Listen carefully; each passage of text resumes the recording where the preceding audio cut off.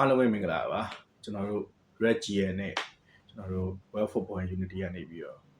ပြန်လည်ကြိုဆိုလိုက်ပါတယ်ကျွန်တော်ကတော့ West ပါဆိုတော့ကျွန်တော်ဒီနေ့ preview ပြောရခြင်းနဲ့ကျွန်တော်ပွဲရတော့ကျွန်တော်တို့ပွဲကြီးပွဲကောင်းဖြစ်တဲ့ကျွန်တော်တို့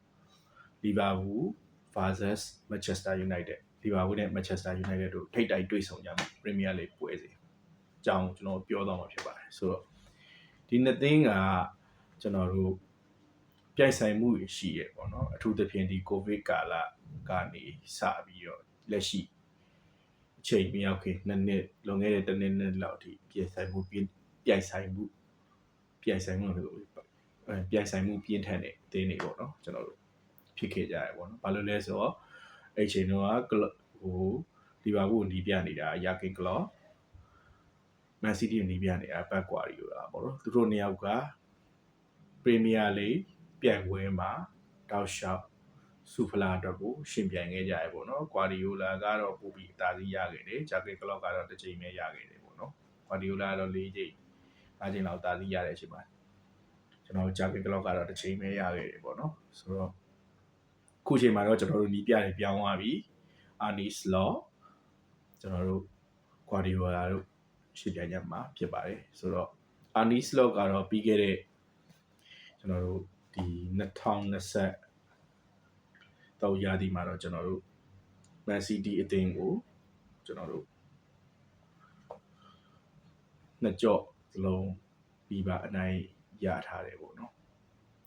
နှစ်ကြော့စလုံးပြီးပါအနိုင်ရထားတယ်ဒါပေမဲ့ဒီရာသီပထမဆုံးတွေ့ဆုံမှုဖြစ်တဲ့ Man City အိမ်မှာတွေ့ဆုံမှုမှာတော့ကျွန်တော်တို့ Man City ကတော့ 3-0 ဆိုရလက်နဲ့ကျွန်တော်တို့ Klopp တော့ဖြစ်ကုန်ပြီ Slot ရဲ့ကလော့နဲ့ slot နဲ့ရောနေ slot ရဲ့ဒီပါဘူးတည်နိုင်ရတာလေအခု FE မှာပြန်တွေ့ရမယ်ပေါ့နော်ဆိုတော့ FE record ကိုကြည့်မယ်ဆိုလို့ရှိရင်ကျွန်တော်တို့ Liverpool က Manchester City ကိုမရှုံးတာ FE မှာမရှုံးတာ2021 February နောက်ပိုင်းကတည်းကပေါ့နော်2021 February မှာသူတို့နောက်ဆုံးရှုံးခဲ့တယ်ကိုပြရှုံးခဲ့ပြီးနောက်ပိုင်းကတည်းကသူတို့ FE မှာဆိုလို့ရှိရင် Man City ကိုမရှုံးတော့ဘူးအနိုင်ဆုံးတရေအပြည့်ဆုံးကိုပြအနိုင်တယ်အနိုင်ရရှိအောင်ကစားထားနိုင်ခဲ့တယ်။တေချာပြန်ကြည့်မယ်ဆိုရင်သူတို့နှစ်ယောက်ကိုပေါ်တာများတယ်ပေါ့နော်။ဆိုတော့ကျွန်တော်တို့လီဗာပူးအသင်းရဲ့ကျွန်တော်တို့နောက်ဆုံးအိမ်ဝင်10ပွဲနေထားကြည့်မယ်ဆိုလို့ရှိရင်ကျွန်တော်တို့6ပွဲနိုင်တယ်2ပွဲတည်ကြတယ်2ပွဲရှုံးတယ်ရှုံးတဲ့တစ်ပွဲကတော့ Manchester United ပေါ့ဗျာ။ဆိုတော့ကျွန်တော်တို့ Manchester City ရဲ့အဝေးပွဲကိုတွားကြည့်မယ်ဆိုလို့ရှိရင်9ပွဲနိုင်တယ်ကျွန်တော်တို့2ပွဲတည်ကြတယ်2ပွဲရှုံးတယ်ပေါ့နော်။ဆိုတော့အခြေအနေရကြည့်ရမယ်ဆိုလို့ရှိရင်တော့ result တွေကတိတ်ပြီးမတိတ်မယိမ်းနေသူတို့နှစ်သင်းစလုံးရဲ့ဂိုးသွင်းနိုင်ခြေ percentage ကိုတွက်ကြည့်မယ်ဆိုလို့လေ 2.0 အထက်တွေမှာရှိရယ်သူတို့နှစ်သင်းရဲ့ဂိုးပေးရရာခိုင်နှုန်းကြည့်မယ်ဆိုလဲ 1.0 ဝန်းကျင်လောက်မှာပဲရှိရယ်ပေါ့နော်မှန်တိုင်းပြောရလို့ရှိရင်ပေးဂိုးနဲ့တယ်ဂိုးသွင်းများတယ်ဆိုတဲ့အနေအထားမျိုးပေါ့လက်ရှိ performance ကိုကျွန်တော်တို့တွက်ကြည့်မယ်ဆိုလို့ရှိရင်เนาะ Manchester City ကတော့ကျွန်တော်တို့စမင်းညိုကျွန်တော်တို့ Chucky တို့ခြေစွမ်းပြနေတာတွေ့ရမယ်လီဗာပူးဘက်မှာဆိုလို့ရှိရင်တော့ Florian Wirtz ကျွန်တော်တို့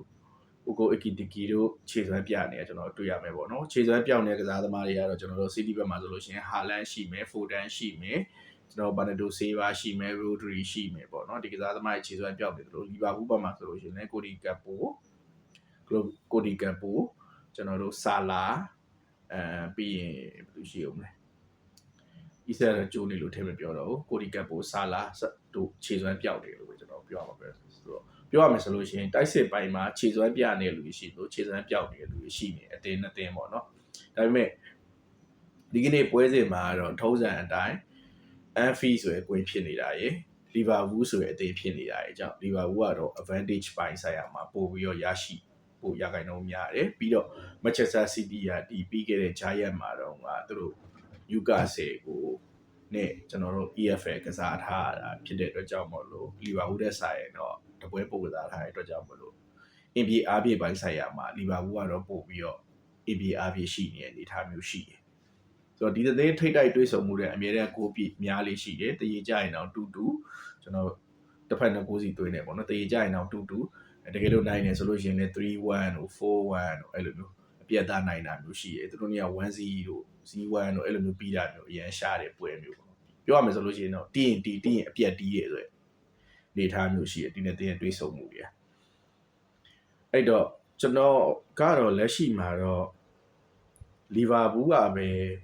ဒီပွဲကိုနိုင်ဝါနိုင်ကြီးများတယ်လို့ကျွန်တော်ကတော့ထင်တယ်ပေါ့နော်မန်စီးတီးအနေနဲ့ဒီပွဲကိုနိုင်မှုရာခိုင်နှုန်းတော့နည်းမယ်ဘာလို့လဲဆိုတော့မန်စီးတီးရဲ့နောက်တန်းကဂွေဟီတို့ဘာတို့ပါတယ်ဆိုပေမဲ့အရင်တည်ငြိမ်မှုမရှိသေးဘူးလီဗာပူးရဲ့နောက်တန်းမှာကကာကက်စ်တို့ကိုနာတီတို့ကတော့အနေငယ်တော့ကွန်ဖောင်ပြန်ဝင်နေပြီးအနေထားဖြစ်ပြီးဒါပေမဲ့လီဗာပူးကွဲလေကမန်အလစ်စတာgravity ရောတို့အုပ်စုကတော့အရင်တောင်းနေနေတာမရှိဘူးဒါပေမဲ့ Man City ရဲ့ကွင်းနယ်မှာ Raina တို့ကျွန်တော်တို့ Chucky တို့အုပ်စုကတော့အများကြီးပိုတောင်းနေပေါ့နော်ဆိုတော့ဒီနေ့ပွဲမှာကစားသမားတဦးချင်းစီရဲ့ individual စွမ်းဆောင်မှုတွေကျွန်တော်တို့မြင်ရနိုင်တယ်လောလောဆယ်တော့နောက်ဆုံးဒီ2026စာကလေးကနေပြီးကိုပေါက်အနေငယ်ပြောင်းနေဟာလန်တယောက်ပွဲကြီးတွေမှာကိုရလေရထားမရှိတဲ့ဟာလန်တယောက်ကလီဗာပူးနဲ့ပွဲရဲမှာကိုသွင်းနိုင်မလားကျွန်တော်တို့ကြည့်ရမယ်တစ်ဖက်မှာလည်းကျွန်တော်တို့လီဗာပူးဘက်က Florian Wirtz နဲ့ကျွန်တော်တို့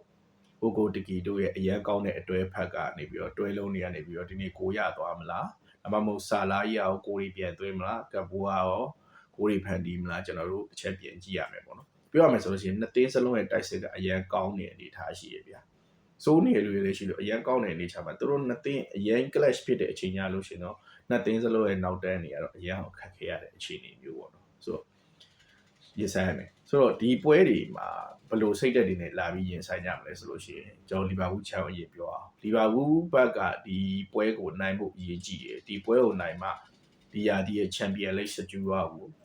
Champion League spot ကိုစကြူဝါဖြစ်ဖို့အတွက်ရရှိနိုင်မှာဖြစ်တယ်ဘာလို့လဲဆိုတော့လီဗာပူးကဒီပွဲ3မှတ်ရဖို့လိုအပ်တယ်3မှတ်ရမှသာ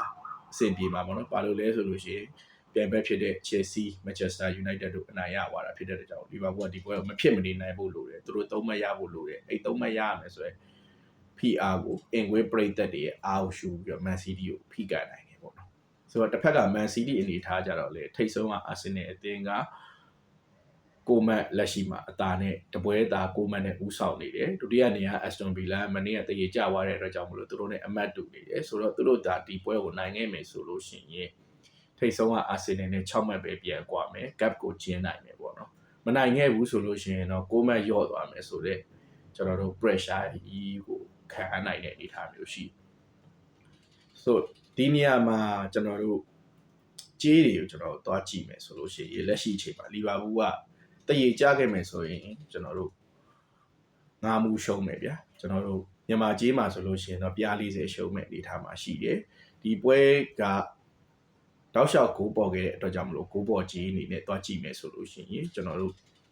3လုံးသွင်းရင်အပြည့်ရမယ်ဒါပေမဲ့တော့မြန်မာကြေးမှာဆိုလို့ရှိရင်တော့3လုံးသွင်းရင်တော့မှသူတို့ပြား20ရှုံးနေဦးမယ်ပေါ့နော်4လုံးသွင်းဖို့လိုတယ်အဲ့လိုမျိုးပုံစံမျိုးရှိ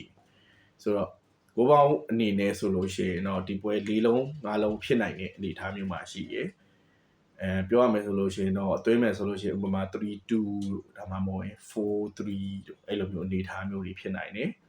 ဆိုတော့2-1တို့ဘာလို့ဆိုတော့အနေငယ် chess အနေငယ်နေတဲ့အနေအထားမျိုးရှိရပေါ့နော်ဆိုတော့ကျွန်တော်အနေနဲ့ဒီပွဲရ prediction ကိုကျွန်တော်ပေးခြင်းတယ်ဆိုလို့ရှိရင်တော့အနည်းဆုံးနှစ်သိန်းပေါင်းprediction အနေနဲ့ပေးခြင်းတယ်ဆိုလို့ရှိရင်တော့6ပေါ်နေတာပိုကောင်းတယ်တသိန်းသိန်းနေတာလည်းစားလို့ရှိရင်6ရေအတွက်ပေါ်မူတည်ပြီးတော့ကစားတာပို့ပြီးတော့ safe side ဖြစ်မယ်လို့ကျွန်တော်တို့ရမယ်ပေါ့ဘာကြောင့်လဲဆိုတော့ကျင်းတွေပေါင်းသူတို့က6သွင်းကြမှာဗျာသွင်းဖို့လည်းလိုအပ်တယ်အဲ့6သွင်းပြီးနိုင်ဖို့လည်းလိုအပ်နေနှစ်သိန်းဖြစ်တဲ့အတွက်ကြောင့်မို့လို့6တွေအများကြီးသွင်းမယ်လို့ကျွန်တော်ယူဆလို့ရတယ်ဆိုတော့6တွေအများကြီးသွင်းကြမယ်လို့လည်းကျွန်တော်ထင်ပါတယ်ဆိုတော့ကျွန်တော်ရဲ့ focus ကတော့3-2ဥပမာလီဗာပူး3 Man City 2ဒါကတော့ကျွန်တော်ရဲ့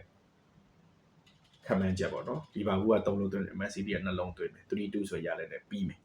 alternative အနေနဲ့ကတော့ကျွန်တော်တို့အခြားတစ်ဖက်စဉ်းစားမှာပေါ့နော်တည်ကြခဲ့ဒီရှိတော့လီဗာပူး2 Man City 2နဲ့တည်ကြမယ်